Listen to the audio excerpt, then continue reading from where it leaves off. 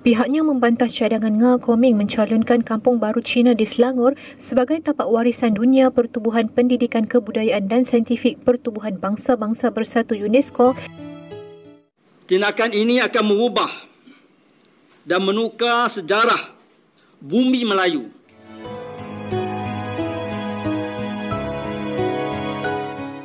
Tampaknya kaum Melayu Malaysia akan selamanya menjadi kaum yang serba bingung. Mereka bingung mencari identitas, bahkan bingung pula menempatkan diri di negara Malaysia sendiri. Atau lebih tepatnya, sebagai kaum mayoritas, mereka tak mampu memimpin Malaysia dengan baik. Kaum Melayu juga tidak bisa menempatkan diri di kawasan Nusantara yang penuh keragaman. Akibatnya, kaum Melayu Malaysia terlihat sebagai kaum yang paling aneh di dunia ini dan dimusuhi oleh semua pihak. Mereka dimusuhi di negaranya sendiri. Kaum Melayu selama ini selalu bergaduh dengan kaum Cina, India, juga dengan masyarakat Sabah dan Sarawak, dan ribut pula dengan kaum pendatang. Bagi kaum Cina dan India di Semenanjung serta orang Sabah Sarawak, tentu kaum Melayu Malaysia adalah kaum yang aneh dan mau menang sendiri. Nah, di kawasan Nusantara pun, kaum Melayu Malaysia suka bikin ribut. Di mata bangsa Indonesia, kaum Melayu Malaysia adalah kaum yang suka main klaim seenaknya dan sok paling Melayu. Persoalan ini semestinya disadari oleh Awang Sarian dan kawan-kawan. Para profesor Melayu Malaysia seharusnya berpikir, kenapa kaum Melayu Malaysia cenderung dimusuhi dan selalu ribut dengan banyak pihak. Kalau sudah tak sanggup berpikir, karena mungkin otaknya sudah dipenuhi feudalisme, mari kami bantu berpikir.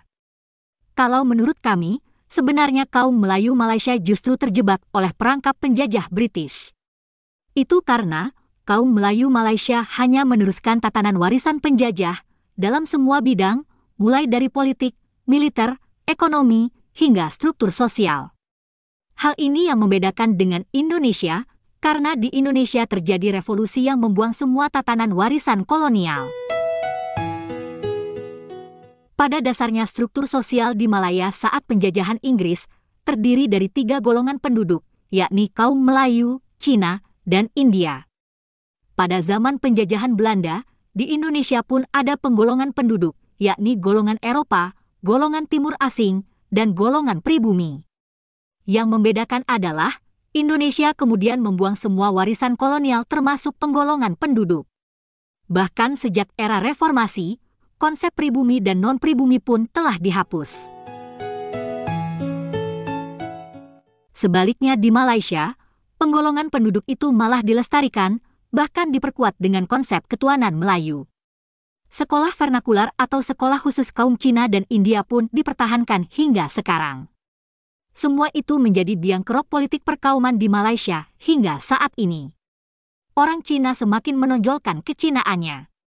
Dan orang Melayu pun semakin memamerkan kemelayuannya.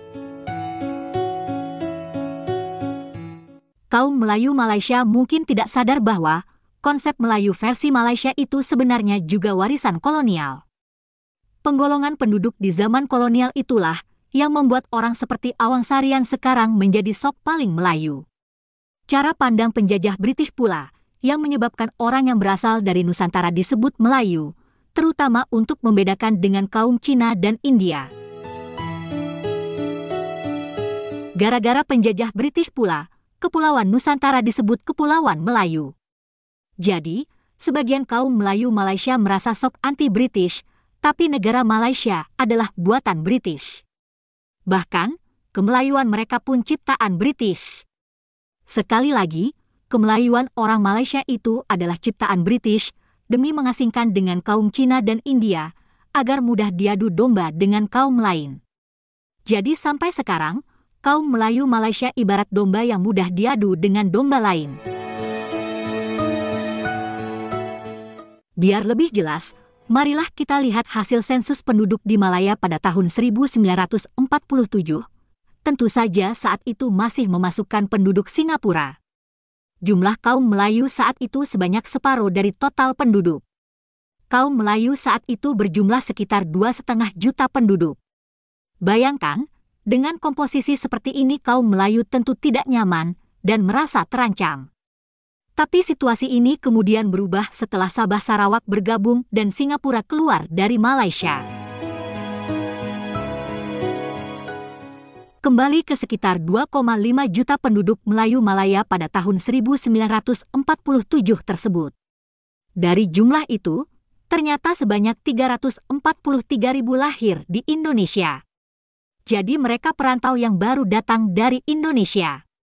Adapun sebagian besar adalah lahir di Malaya. Tapi harus dicatat pula, sebagian kaum Melayu yang lahir di Malaya pun sebetulnya dulu berasal dari suku-suku di Indonesia yang datang lebih awal, yang datang di zaman kerajaan. Nah, pendatang baru di Malaya pada tahun 1947 yang dari Indonesia itu terdiri dari berbagai suku, antara lain suku Jawa, Banjar, Boyan, Minang, Bugis, dan seterusnya. Tentu saja, semuanya kemudian disebut Melayu hingga saat ini. Suku-suku dari Indonesia yang datang di zaman kerajaan dulu juga telah disebut sebagai Melayu. Dan sekali lagi, proses pemelayuan itu terjadi karena British memang membagi golongan penduduk di Malaya ke dalam 3 besar tadi, yakni Melayu, Cina, dan India. Nah, proses kemerdekaan yang berbeda lalu melahirkan negara Indonesia yang amat berbeda dengan Malaysia. Bangsa Indonesia tak mau terjebak dengan politik perkauman warisan Belanda. Makanya, penggolongan penduduk dihapuskan di Indonesia. Indonesia memilih untuk membentuk bangsa Indonesia, tapi tetap menghargai budaya suku-suku di Nusantara.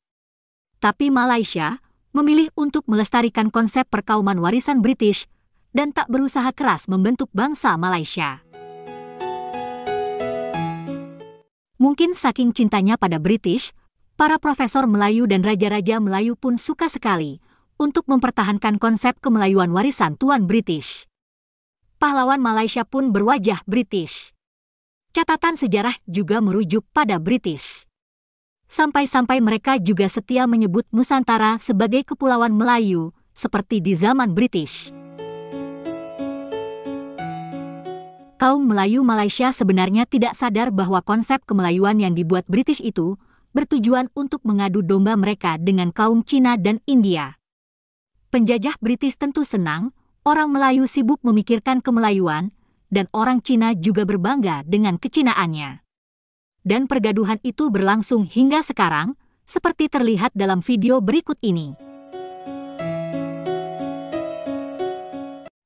Usaha pengiktirafan Kampung Baru Cina sebagai tapak warisan dunia UNESCO dianggap etnosid berat sebelah dan menyambung legasi penjajah barat serta tindakan terancang memadam sejarah dominasi kewujudan orang Melayu di Malaysia. Ketua Penerangan Berjasa Muhammad Hamdan Muhammad Sharif berkata, kenyataan Menteri Perumahan dan Kerajaan Tempatan Ngah Komeng berkenaan dominasi Kampung Baru Cina di Selangor dan beberapa lagi di Malaysia termasuk di Pulau Pinang adalah amat menjengkelkan, tindakan berat sebelah dan semangat kecinaan yang begitu menebal. Katanya dalam satu kenyataan hari ini, ia adalah satu tindakan bersifat etnosid merujuk terma dari pakar sejarah Profesor Dato Dr. Murad American, iaitu penghapusan identiti etnik secara terancang sejak dahulu lagi bagi mengangkat naratif orang-orang Cina yang membangunkan negara ini, khususnya Selangor dan Kuala Lumpur, serta cuba memaksa identiti kebudayaan mereka semata-mata. Katanya ini sekaligus mengenepikan naratif kebudayaan orang Melayu sebagai pihak asal yang membangunkan Kuala Lumpur dan Selangor kemudian telah dihalau secara terancang untuk duduk di pinggir-pinggir bandar yang membangun. Menurut Hamdan, sejak dari dahulu lagi terdapat kertas putih yang menggunakan migrasi orang Cina melalui Kampung Baru untuk mewujudkan bandar-bandar kolonial. Jelasnya ia meletakkan perancangan bandar dan kemudahan yang dinikmati oleh orang Cina dan mereka yang ingin berasimilasi ke dalam identiti bandar kolonial itu yang membawa identiti berbeza dengan identiti tempatan. Ujar Hamdan, banyak kampung Melayu yang wujud ratusan tahun lebih awal di seluruh tanah air langsung tidak diambil kisah seperti Kampung Baru Melayu Kuala Lumpur dan Kampung Batu Uban di Pulau Pinang yang merupakan identiti asal negeri itu jauh lebih awal dari penempatan Kampung Baru Cina. China. Malah katanya pembangunan melampau dan projek tambak laut yang dibangunkan di selatan Pulau Pinang turut memberi kesan langsung kepada kewujudan dan kelangsungan kampung-kampung Melayu yang masih berbaki hari ini. Tambah Hamdan, Kampung Baru Cina wujud atas dasar penempatan semula dan dasar kolonial British yang menyebabkan berlaku polarisasi kaum yang teruk membara hingga ke hari ini. Dasar pecah dan perintah ini menyebabkan kekayaan dan ekonomi, tanah serta hasil bumi dikuasai satu golongan dan yang lain menerima kesan berpanjangan. Sehubungan itu, beliau menyeru rakyat Malaysia umumnya untuk menolak tindakan resis DAP ini yang semakin melampau dari hari ke hari. Khamis lalu, Ngah Koming berkata pihaknya sedang merancang untuk mencalonkan Kampung Baru Cina di Selangor sebagai tapak warisan dunia UNESCO bagi mengiktiraf kepentingan budaya dan sejarah mereka. Beliau berkata sudah 76 tahun sejak perkampungan baharu di Selangor diasaskan pada 1948 dan beliau akan berhubung dengan kerajaan negeri untuk memulakan kajian mengenai proses penamaan calon. Ini tidak wajar dan tidak patut dilaksanakan. Satu dasar yang mengarut, yang tidak mementingkan kepentingan nasional. Satu dasar yang cuba untuk memperibumikan kaum-kaum Melayu melalui pengiktirafan Kampung Baru Cina yang bermaksud pengiktirafan tanah dan pengiktirafan mereka yang bermaksud tautin, dan juga kalau ada sekolah-sekolah vernacular, pengiktirafan sekolah dan pendidikan Cina di Malaysia. Dan ini dalam jangka masa panjang, dia bermaksud merubah sejarah. Dia bermaksud menterbalikkan naratif Malaysia. Ini yang perlu ditegur.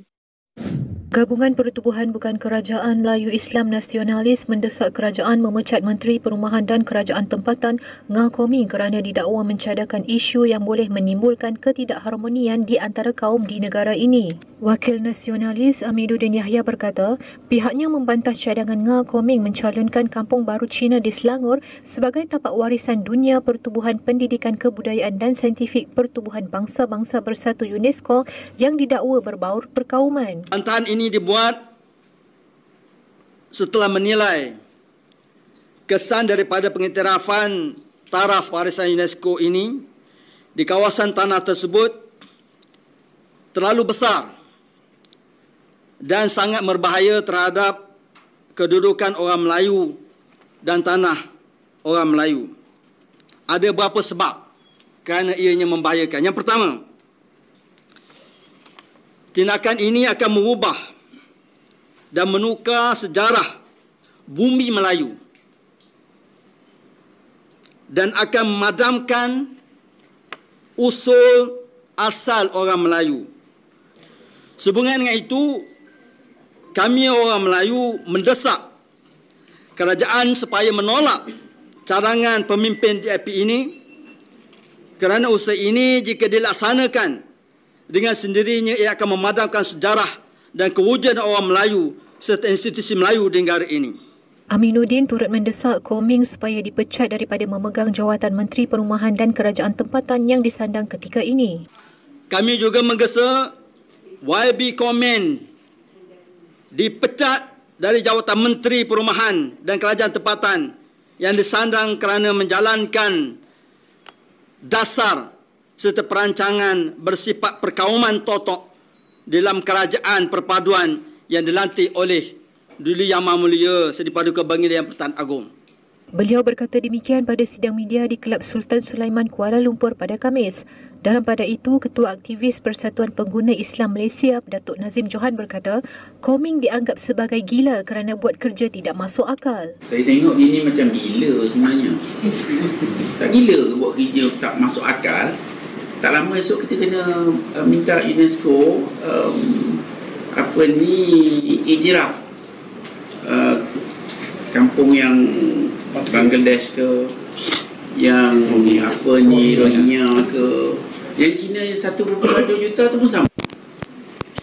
Jadi saya rasa rakyat Malaysia harus sedarlah dia ni apa karakter dia.